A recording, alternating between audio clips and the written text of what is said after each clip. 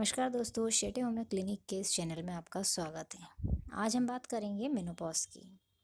Menopause एक ऐसी condition होती है जब महिलाओं में उनका मेंसेस पूरी तरह बंद हो जाता है, तो ऐसी स्थिति को मेनोपॉज कहा जाता है। उम्र बढ़ने के साथ साथ उनके हार्मोन्स में कमी आने लगती है। महिलाओं में दो तरह के मुख्य हार्मोन्स जो होते हैं, जो ओवरी से रिलीज होते हैं, प्रोजेस्टेरॉन और ईस्ट्रोजन। ये हार्मोन्स की वजह से ही महिलाएं कंसीव कर पाती हैं, प्रेगनेंसी हो पाती है। ये बहुत ही मुख्य हार्मोन्स होते हैं महिलाओं के। तो मेनोपॉज की स्थिति में जब हार्मोन्स में कमी आने लगती है तो धीरे धीरे मेनोपॉज होने लगता है। ओवरी में अंडे नहीं निकल पाते हैं, ओवरी से अंडे जो होते हैं वो रिलीज़ नहीं होते हैं और इसकी वजह से महिलाएं कंसीव भी नहीं कर पाती हैं। तो ये स्थिति मेनोपॉज की होती है। मेनोपॉज में एक बार अगर मेनोपॉज हो जाता है तो महिलाएं प्रेग्नेंट नहीं हो पाती हैं। पर ऐसा नहीं है कि मेनोपॉज एकदम होता है। लगभग 1 साल तक अगर पीरियड ना आए तो मेनोपॉज की स्थिति होती है, बट ये एकदम नहीं होता है। शुरू शुरू में 2-3 महीने में एक बार पीरियड आना, 3 महीने 4 महीने के बीच में एक बार पीरियड आना, कभी कम पीरियड आना, कभी ज़्यादा आना, ब्लीडिंग कम होना, ज़्यादा होना, ये सब चीज़ें देखी जाती है।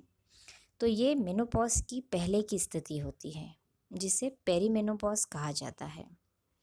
पेरीमेनोपॉज की एज लगभग 40 से शुरू हो जाती है। फिर ये धीरे धीरे मेनोपॉज की तरफ, मतलब पूरी तरह पीरियड बंद होने की तरफ बढ़ती है। पूरी तरह पीरियड बंद होने की स्थिति जो होती है, जिसे मेनोपॉज बोलते हैं, ये लगभग इसकी एज होती है 45 से 50 के बीच की। कभी कभी ये 45 के पहले भी हो जाता है, बट जब तक पूरी तरह मेनोपॉज नहीं होता है तब तक आप कंसीव कर सकती हैं। पेरीमेनोपॉज की स्थिति में आप कंसीव कर सकती हैं। कभी कभी ऐसा होता है कि पेरीमेनोपॉज की स्टेज कुछ महिलाओं में आती ही नहीं है और सीधे मेनोपॉज में वो चली जाती है। महिलाओं के लिए शरीर की ये स्थिति बहुत सारे फिजिकली और मेंटली चेंजेस लाती है, बट ये कोई डिसीज़ नहीं है। ये हमारी बॉडी की एक नॉर्मल एक्टिविटी होती है जो एज के साथ में आती है। तो इसके लिए आपको घबराने की ज़रूरत नहीं है और बिना स्ट्रेस लिए आप अपने आप को फिट रखें। आपको फिट रखने की ज़रूरत है, क्योंकि ये हर महिलाओं के साथ में होता है। इसलिए आपको इससे टेंशन लेने की या स्ट्रेस लेने की ज़रूरत नहीं होती है। अब हम चलते हैं इसके लक्षण की तरफ कि ऐसा क्या महसूस हो हमें और कब पता चले कि अब हमारी मेनोपॉज की स्थिति हो रही है या आने वाली है। तो अनियमित मेंसेस शुरू हो जाते हैं, कभी कम, कभी ज़्यादा, कभी ज़्यादा दिन में आते हैं। पीरियड की जो टाइमिंग रहती है वो बिगड़ जाती है। अचानक बहुत ज़्यादा गर्मी महसूस होने लगती है। रात के समय एकदम पसीना सा आने लगता है, स्ट्रेस फील होता है, नींद ठीक से नहीं आती है और जो कंसंट्रेशन होता है उसमें भी प्रॉब्लम होती है। थकान बनी रहती है। सिर दर्द, समस्याएं में सिर दर्द भी बहुत देखा गया है। सिर दर्द भी होता है। मूड चेंजेस होते रहते हैं। तो कभी कभार ये चीज़ें 1 या 2 साल या उससे ज़्यादा चलती रहती है और पीरियड बंद होने के साथ साथ ये लक्षण भी कम होने लगते हैं। जैसे जब तक मेनोपॉज की स्थिति आती नहीं है तब तक ये लक्षण देखे जाते हैं, लेकिन जब मेनोपॉज हो जाता है एक बार तो ये अपने आप ठीक हो जाते हैं, ये लक्षण धीरे धीरे। मेनोपॉज की बाद में सेक्स हार्मोन्स के में भी कमी आ जाती है। जो सेक्स हार्मोन्स रहते हैं वो यही हार्मोन्स होते हैं, तो इनमें कमी आने लगती है। तो उसकी वजह से भी कुछ लक्षण जो होते हैं वो कुछ अलग और दिखाई देते हैं उसके बाद के। उसमें वजाइना का ड्राई होना और सेक्स करने की इच्छा कम होना। जो वजाइना ड्राई होने की वजह से इंटरकोर्स में भी दर्द होता है। यूरिनरी ट्रैक इन्फेक्शन होने की संभावना ज़्यादा होती है। बार बार यूरिन आना, ऐसी स्थिति भी होती है। हड्डियाँ कमज़ोर हो जाती है, ऐसी स्थिति में।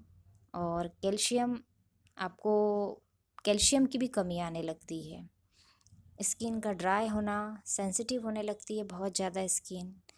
और कोलेस्ट्रॉल का लेवल बढ़ जाता है। जो बैड कोलेस्ट्रॉल होता है वो कभी कभार देखा गया है कि बढ़ जाता है। मेनोपॉज के जो लक्षण होते हैं, अगर समय के साथ साथ कम नहीं हो रहे हैं और आपकी रोज़मर्रा के जीवन को पूरी तरह इफ़ेक्ट कर रहे हैं, तो आपको इलाज की ज़रूरत है। आप कुछ ऐसी हार्मोन थेरेपी ले सकती हैं जिससे कि कुछ जो लक्षण हैं, जैसे कि गर्मी ज़्यादा होना, रात में पसीना आना, वजाइना का ड्राई होना या हड्डियों का कमज़ोर होना, इसमें आपके लिए मदद कर सकती है ये थेरेपी। इसके साथ में जो मेनोपॉज़ के दूसरे लक्षण दिखाई देते हैं, जैसे कि नींद ना आना, हेयर लॉस, तो यूरिनरी ट्रैक्ट इन्फेक्शन होता है। तो इन सब को आप कुछ डाइट में आपके चेंजेस ला करके इस प्रॉब्लम पर कंट्रोल कर सकते हैं। और इसके लिए आप अच्छा सप्लीमेंट लीजिए, अच्छी नींद लीजिए, अच्छी डाइट लीजिए, आप स्ट्रेस से दूर रहिए और अपने खाने में ज़िंक और मैग्नीशियम ऐसी डाइट लीजिए कि इसमें ज़्यादा हो।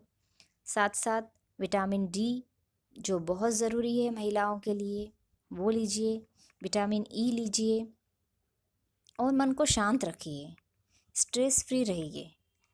तो ये प्रॉब्लम से भी आप बहुत जल्दी निपट सकती हैं। दूसरी बात, अगर आपको ऐसा लगता है कि आपको प्रॉब्लम कुछ ज़्यादा हो रही है, तो आप मेडिसिन ले सकते हैं अपने डॉक्टर से कंसल्ट करके। होम्योपैथिक में एक मेडिसिन होती है, वैसे तो कई मेडिसिन हैं, जैसे कि सीपिया है, इग्निशिया है, बेलाडोना है, ग्लोनाइन है। ये कुछ ऐसी मेडिसिन्स है जिससे आप अपने सिम्टम्स के अनुसार ले सकते हैं। बट एक मेडिसिन है जो कि श्वाबे कंपनी की है, क्लिमाक्लोटोन बोलते हैं उसको। वो टैबलेट आप 1 या 2 टैबलेट दिन में 3 बार ले सकते हैं। इससे आपको काफ़ी अच्छा आराम मिलता है इस कंडीशन को हैंडल करने में। आप अपने डॉक्टर की सलाह से और भी टैबलेट और भी मेडिसिन ले सकते हैं, बट ये मेडिसिन बहुत अच्छी है, आप इसे स्टार्ट कर सकते हैं। आप चाहें तो आप मुझसे कंसल्ट करके व्हाट्सएप पे भी पूछ सकते हैं। और आपको ये जानकारी कैसी लगी है वो आप व्हाट्सएप पर आप कमेंट करके मुझे बता सकते हैं। और इसके अलावा मेरे कुछ और वीडियो हैं जो इससे रिलेटेड है, जो आप आने वाले वीडियो में देख सकते हैं, जो कि इनफर्टिलिटी से और मेनोपॉज से और भी डिटेल में दिया गया है, जिसमें वो आप आगे देख सकते हैं। वीडियो आपको कैसा लगा, इसको आप लाइक और सब्सक्राइब कीजिए। Thank you.